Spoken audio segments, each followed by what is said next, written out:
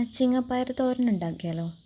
അതിന് വേണ്ടിയിട്ട് നന്നായിട്ട് കഴുകിയെടുത്തേക്കുന്ന അച്ചിങ്ങ ഒരു കുക്കറിലേക്ക് മാറ്റി ഒരു പിടി തേങ്ങ, കുറച്ച് കറിവേപ്പില,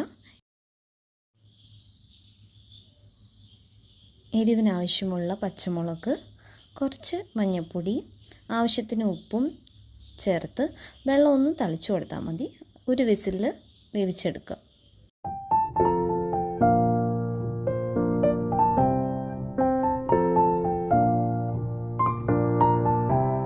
ഒറ്റ വിസിലിൽ തന്നെ പയർ അത്യാവശ്യം വെന്ത് കിട്ടിയിട്ടുണ്ട്. ഇനി നമുക്ക് ചെറുള്ളിയും വെളുത്തുള്ളിയും ഒന്ന് ചതച്ചെടുക്കാം. പിന്നെ വറ്റൽമുളക് ഒന്ന് ചതച്ചെടുക്കാം.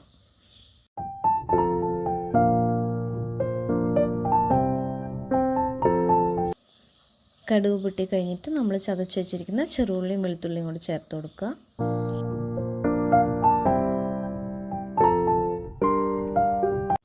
അതൊന്ന് വഴന്നു വന്നതിന് ശേഷം ചതച്ച് വെച്ചിരിക്കുന്ന മുളകും കൂടെ ചേർക്കുക.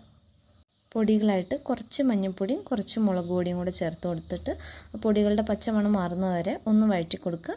അതിനുശേഷം നമ്മൾ വേവിച്ച് വെച്ചിരിക്കുന്ന അച്ചിങ്ങ ഇതിലേക്ക് ഇട്ട് കൊടുത്ത് നന്നായിട്ട് മിക്സ് ചെയ്യുക. അതിൻ്റെ വെള്ളം ഒന്ന് വറ്റിയെടുക്കുമ്പോഴത്തേക്കും അടിപൊളി അച്ചിങ്ങ പയർ തോരൻ റെഡി.